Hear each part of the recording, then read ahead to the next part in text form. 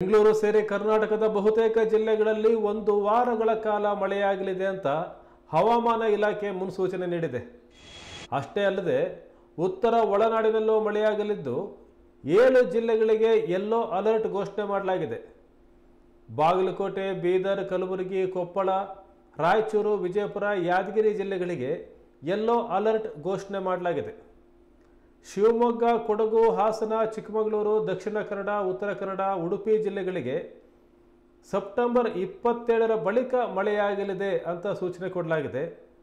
ಬೆಳಗಾವಿ, ಧಾರವಾಡ, ಗದಗ, ಹಾವೇರಿ, ಬೆಂಗಳೂರು ಗ್ರಾಮಾಂತರ, ಬೆಂಗಳೂರು ನಗರ, ಚಾಮರಾಜನಗರ, ಚಿಕ್ಕಬಳ್ಳಾಪುರ, ಚಿತ್ರದುರ್ಗ, ದಾವಣಗೆರೆ, ಕೋಲಾರ, ಮಂಡ್ಯ, ಮೈಸೂರು, ರಾಮನಗರ, ತುಮಕೂರು, ವಿಜಯನಗರಗಳಲ್ಲಿ ಮಳೆಯಾಗಲಿದೆ.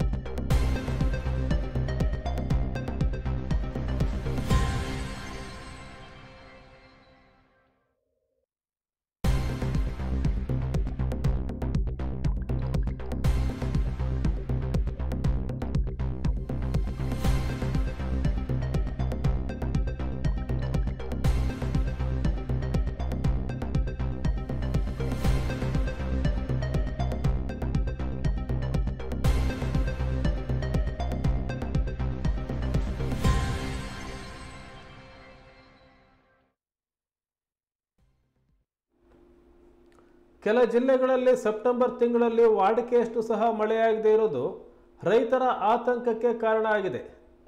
ಕೇವಲ ಮೋಡ ಕವಿದ ವಾತಾವರಣ ಇದ್ದು ಮಳೆರಾಯನ ಸುಳಿವು ಇಲ್ಲ. ಹಾಗಾಗಿ ಇವತ್ತು ಬರುತ್ತೆ, ನಾಳೆ ಮಳೆ ಬರುತ್ತೆ ಅಂತ ಅನ್ನದಾತರು ಕಾಯ್ತಾ ಇದ್ದಾರೆ.